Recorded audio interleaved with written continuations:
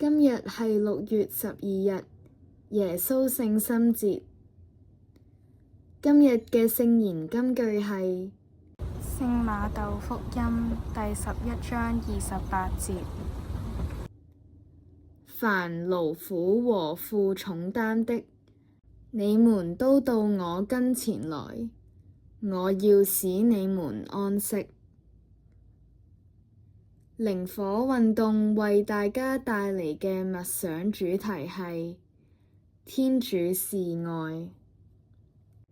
今日係敬禮耶穌聖心嘅節日，天主為愛世人，拯救我哋脫離罪惡，派遣自己嘅獨生子耶穌嚟到世上，勸勉我哋悔改，並為我哋犧牲受苦，被釘死喺十字架上。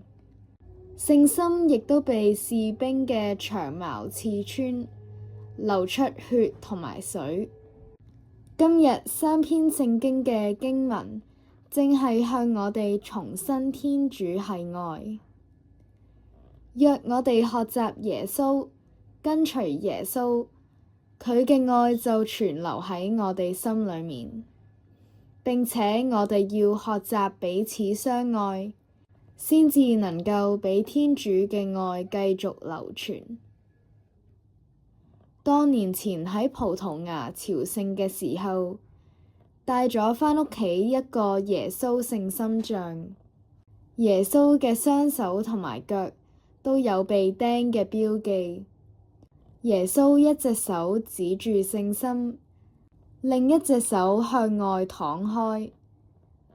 當我向住聖像默觀嘅時候，好似領會到耶穌對我嘅邀請。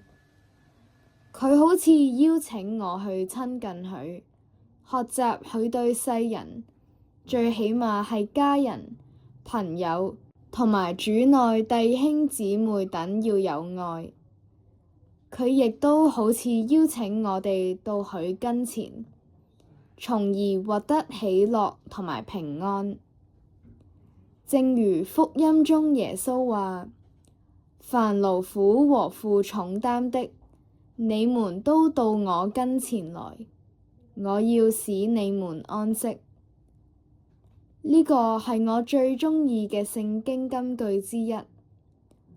當面對生活上嘅重擔，例如繁忙嘅工作、家庭責任、情緒起伏不安等狀況嘅時候，當記起主耶穌呢一句話，將一切交託俾佢嘅時候，內心會自然咁樣安定落嚟，重新得力，可以繼續背負嗰啲人生嘅擔子前行。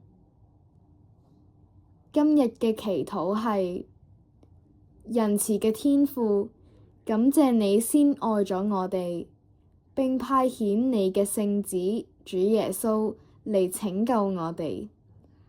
願我哋可以藉着今日嘅耶穌聖心節，學習去愛主愛人，與弟兄姊妹彼此愛護、尊重、接納同埋包容，讓愛、和平同埋喜樂充盈世界。